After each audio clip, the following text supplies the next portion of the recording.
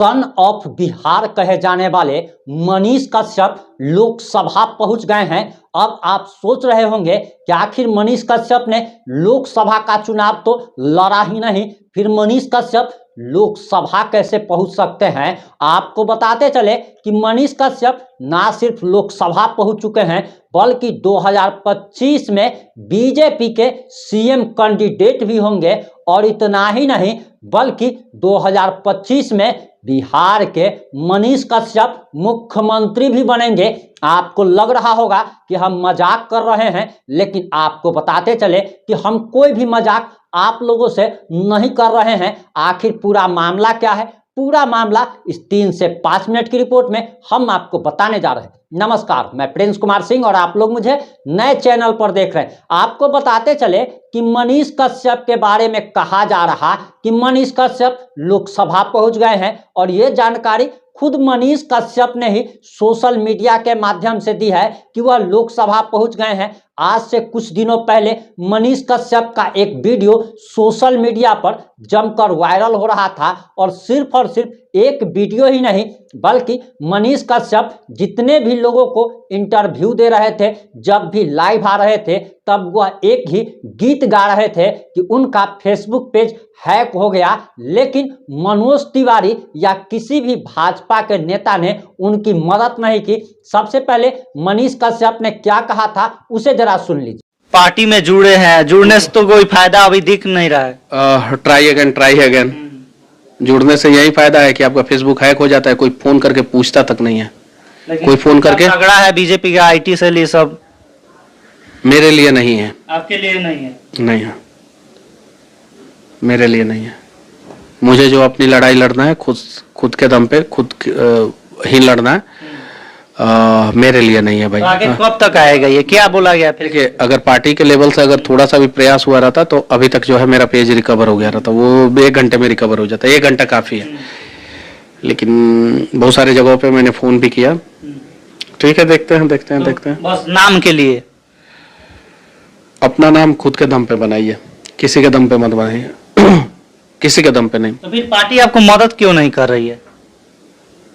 बिहार में कार्यकर्ताओं का मदद होता है क्या? किस कार्यकर्ता का मदद होता है? एक का नाम बताइए। बहुत सारे लोगों का हो जाता है। आप बताइए ना नाम। लाठीचार्ज हो जाता है, बेचारे कार्यकर्ता सड़क पे आके मर जाते हैं, उनके घर तक कोई नहीं जाता है। एफआईआर के लिए कार्यकर्ता सड़कों पे दौड़ते रहते हैं, थाने के चक्कर लगाते रहते हैं, काम नहीं होता है। Aadhaar card, PAN card, voter ID card, मृत्यु प्रमाण पत्र, ड्राइविंग लाइसेंस, पासपोर्ट, हर चीज बनवाने के लिए जो है घूस लगता है। कहाँ से मदद होता है? नहीं होता है भाई, सच्चाई है। यही सच्चाई है कि कल भी आप अकेले थे, आज भी हैं, हमेशा अकेले ही? हमेशा अकेले, कल भी अकेले नहीं थे, आज भी अकेले नहीं है। आज भी आप मेरे साथ हैं, आपके जैसे बहुत सारे लोग मेरे साथ हैं।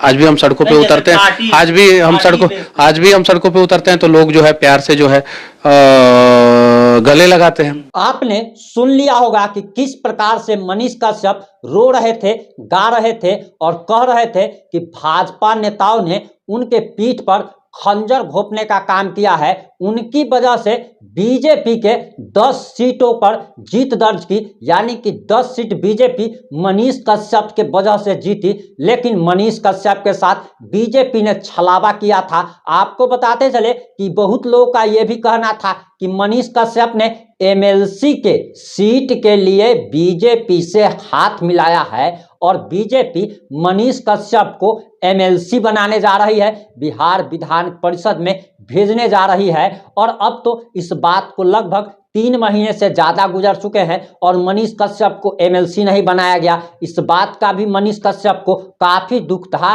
और वह रो रहे थे, गा रहे थे कि खंजर घोंपने का काम किया गया। अचानक मनीष कश्यप दिल्ली पहुंचते हैं, संसद भवन में पहुंचते हैं, जहां मनोज तिवारी सांसद अनुराग ठाकुर के साथ उनकी तस्वीरें वायरल होती है। वहां पर निशिकांत दुबे भी उनकी बगल में बैठे हुए नजर आते हैं, जो कि झारखंड से सांसद है। कई सांसदों के साथ मनीष कश्यप की यह तस्वीर सोशल मीडिया पर काफी वायरल हो रही है और खुद मनीष कश्यप ने अपने फेसबुक पेज से, प्रोफाइल से यह फोटो शेयर की है। यानी कि मनीष कश्यप एक बार फिर से पलट गए हैं। आज से 2 दिन पहले तक मनीष कश्यप, जिसके बारे में धोखा देने का आरोप लगा रहे थे, आज फिर से मनीष कश्यप उसी के साथ चल पड़े हैं। आखिर ये रिश्ता क्या कहलाता है, ये तो आप लोग कमेंट करके बताइएगा।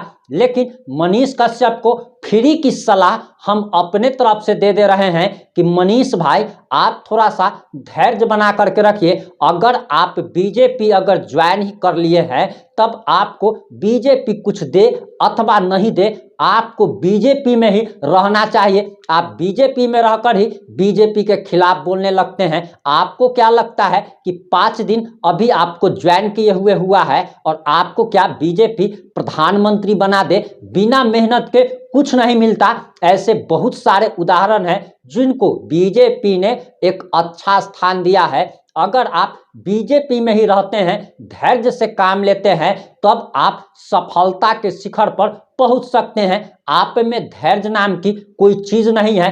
पहले तो आप जब लोकसभा चुनाव लड़ने का ऐलान कर देते हैं और आप कभी भी कुछ भी ऐलान कर देते हैं, पहले आपने ऐलान कर दिया कि मैं लोकसभा का चुनाव लड़ूंगा ही लड़ूंगा, बीजेपी के साथ नहीं जाऊंगा, तब आपको एक स्टैंड पर स्टैंड करना चाहिए था, यानी कि एक बात पर स्टैंड करना चाहिए था। लेकिन आप स्टैंड नहीं करते हैं और महज कुछ दिनों बाद ही बीजेपी ज्वाइन कर लेते हैं। अभी कुछ दिन मतलब जुम्मा अभी कितना दिन हुआ ही है आपको बीजेपी ज्वाइन किए हुए, और उसके बाद आप बहुत सारा आरोप लगाने लगते हैं। मीडिया के सामने आकर के आप बीजेपी के कई नेताओं पर आरोप लगा देते हैं। आप कहते हैं कि बीजेपी आपके साथ छल किया है, आपको कोई मदद नहीं कर रहा है। उसके बाद फिर 2 दिन के बाद आप जिसको गाली देने का काम कर रहे थे, धोखा देने का आरोप लगा रहे थे, आप उसी के साथ फिर मिल जाते हैं। उसके साथ आपकी प्यारी प्यारी तस्वीरें सोशल मीडिया पर वायरल होने लगती है।